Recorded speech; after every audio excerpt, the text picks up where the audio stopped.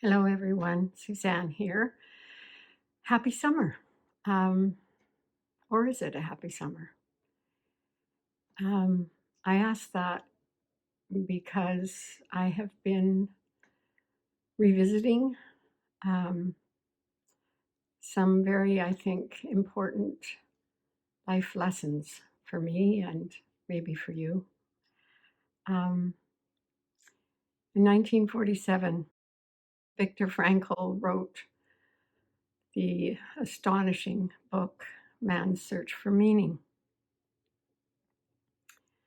And recently, I've been reading um, another hero of mine, James Hollis, who actually turns 80 today. Um, he's a wonderful Jungian analyst, has written many great works, and he is a therapist in some ways along the same line as Viktor Frankl. They're both about meaning, and they both remind us that our quest for happiness is futile.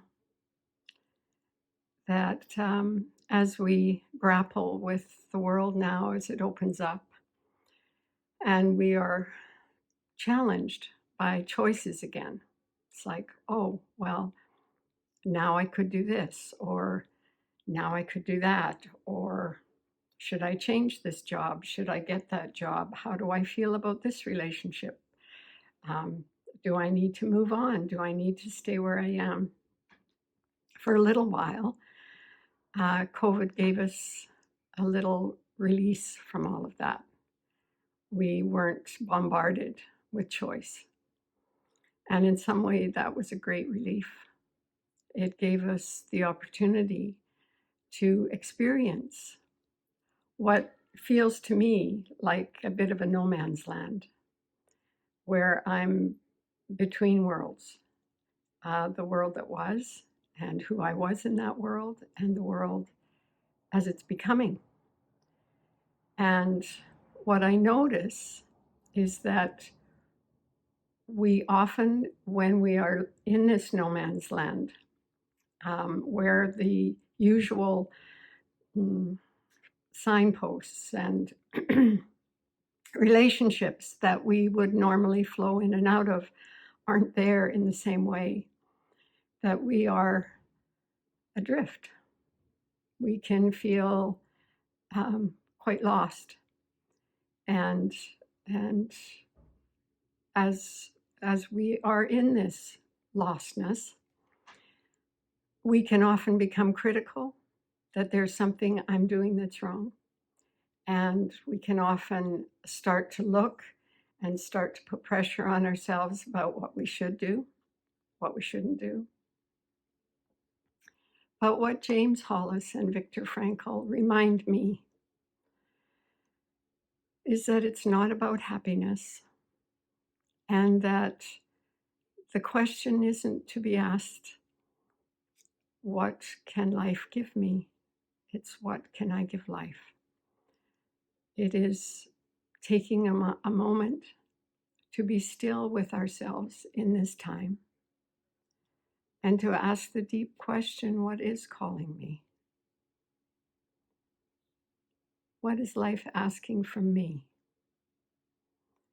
And sometimes that's not comfortable. What's meaningful can often mean a sacrifice. It can often mean a risk. But when we take our fixed idea of who we are, that we no longer support the notion that we're here to make ourselves happy, then we begin to shift in this no man's land to a deep listening, to a deeper listening of what is calling to me, what is being asked of me. Because meaning comes and goes. Meaning departs from relationships, and in some way This is the calling. This is our summons to ask the question, what now? What do you want of me now?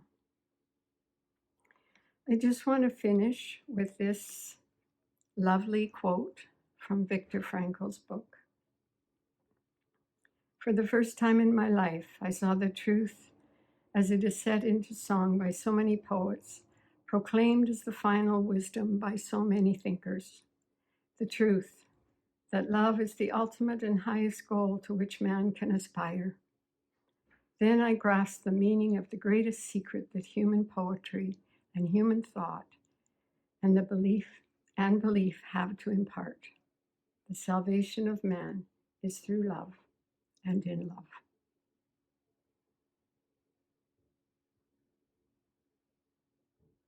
Take good care. Let me know how it's going. Bye for now.